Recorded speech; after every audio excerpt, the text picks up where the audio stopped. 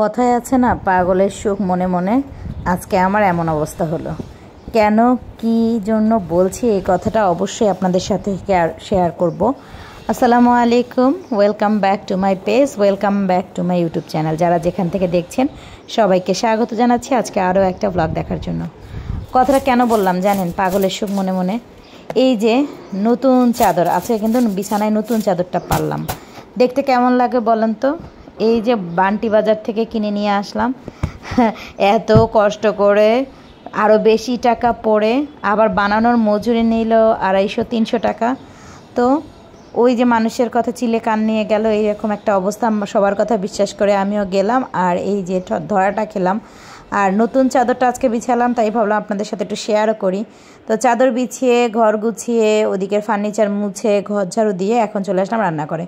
রান্নাঘরে প্রথমে এসে আমি যে কাজটা সব সময় করি, এসে প্রথমে আগে উপর টোপরগুলো মুছে নেই, কারণ ক্লিন না থাকলে রান্না করতে কিন্তু একেবারেই ভালো লাগে না।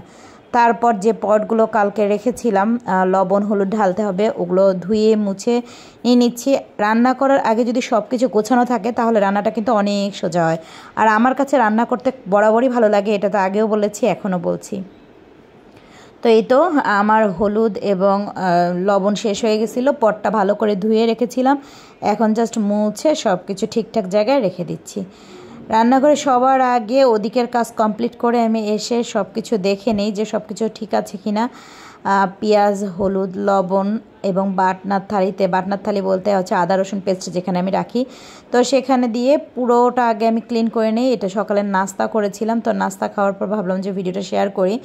আর প্রথমে এসে আমার এখানে 3-4 রকমের কাপড় আছে হাত মোছার জন্য, আমি আসলে সেগুলো এক একটা এক এক পারপাসে ইউজ করি। তো ডিমও আনছিল, ডিমটা ভিজিয়ে রেখেছি, আর মাছটাও ভিজিয়ে রাখছি, আর নাস্তা করে দেন এখন আসলাম। এই সবজিগুলো সকালে আনছিল আমার বাসায় শীতের দিনে। এই যে এখনকার যে সময়টা, ফুলকপি প্রথম আমরা তো প্রায় আজকে থেকে আরও 2-3 মাস আগ থেকে ফুলকপি খাচ্ছি, যখন থেকে 70 টাকা দাম তখন থেকে।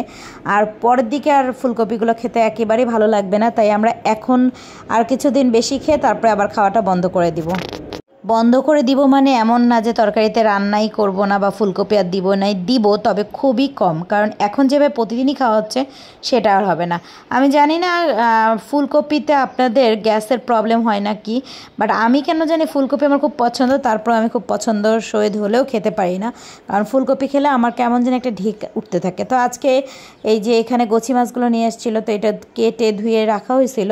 দেন আমি তবুও একটু ভাবলাম যে আর একটু ধুয়ে নিই। আর এখানে পাঙ্গাস মাছের 3-4টা পিস আছে, তো এখানে আমি বটবটি দিয়ে ভর্তা করব, ডাল রান্না করব, মাছ রান্না করব আলু দিয়ে, আর দেখি কি কি রান্না করা যায়। আসলে একবারে একটু বেশি করে রান্না করলে হয় কি যে মানে রাতেও আর আমি আলাদা করে করি না, আর দেখা যায় আপনাদের ভাইয়া বাসায় থাকলে একটু বেশি করতে হয়। তো এই যে গছি মাছগুলো মাঝখান থেকে কেটে নিচ্ছি, আর কেটে ধুয়ে রেখেছিলাম যদিও, তারপরেও তো আবার রান্না করার সময় আমার ক্লিন করতেই হবে।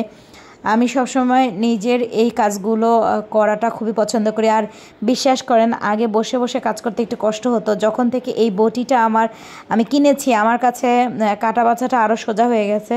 আগে কিন্তু আমি কাটা বাছা করার জন্য বুয়া রাখতাম, মানে এক কাজ রাখতাম বুয়ার, কিন্তু এখন আমি কাটা বাছাটা নিজেই করি, কারণ আমার কাছে দাঁড়িয়ে দাঁড়িয়ে আমি একটা রান্না বসিয়ে দিয়ে আর একটা করতে পারি। তো মাছ যতই ধুবেন ততই নিশ্চয়ই মাছে ময়লা থাকে, আর মাছ কিন্তু আসলে বেশি বেশি ধুতে হয়, না হলে কিন্তু মাছের ময়লা পরিষ্কার হয় না। তো ওই যে পাঙ্গাস মাছটা আমি বটবটি দিয়ে ভর্তার জন্য বসিয়ে দিলাম, আর ডালও উঠিয়ে দিয়েছি।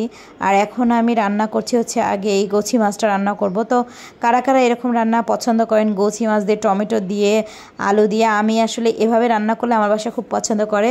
আর এখন তো জলপাইয়ের দিন আছে, তো মাঝে মাঝে জলপাই দিলে ভালো লাগে, একটু টক লাগে। আমি যদি জলপাই না থাকে সেক্ষেত্রে আমি একটু তেঁতুল গুলিয়ে দিই, তবে আজকে আর এটা দিব না, আজকে জাস্ট নর্মাল রান্না করব। মশলা টশলা তো রেগুলার আপনারা সবাই যেভাবে দেন আমিও সেভাবেই দিই, স্পেশাল কিছু তো না বা স্পেশাল কোনো আইটেম না। তো এই তো আমি একটু ভালো করে মশলাটা দিয়ে আগে কষিয়ে নিচ্ছিলাম, আর পাশেও কাজগুলো করছিলাম।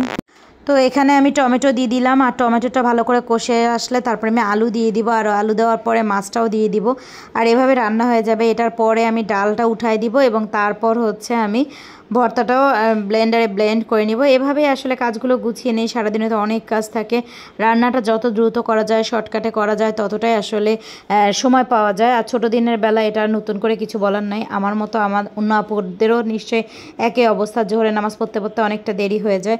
তো মাছটা ভালো করে কষাতে দিলাম, এরপর আমি ডালটা উঠিয়ে দিলাম চুলায়। তো ডালটা হতে হতে আমি যে মাজা ঘষাগুলো মানে রান্নার পরে বের হয় সেগুলোও আমি করে নিচ্ছি। আসলে সারাদিন এইভাবে একটার পর একটা কাজ করতেই থাকি। আর প্রথমে যে কথাটা বলেছিলাম আসলে পাগলের সুখ মনে মনে, ওইটা তো বললামই যে বান্ডি বাজার থেকে চাদর কিনে আমি কেমন মানে ভালো কম দামে কিনতে গিয়ে আরও কত বেশি দিয়ে কিনে আনলাম, আর সেটাও বিছালাম। আর এখনও হচ্ছে এই তো ছেলের জন্য ডিম রান্না করতেছি, কারণ ছেলে হচ্ছে ডিম পছন্দ করে, ও আবার মাছ খেতে পছন্দ করে না খুব একটা, তাই ওর জন্য ডিম একটু কচুমুখি দিয়ে ডিম দিয়ে আমি রান্না করতেছি।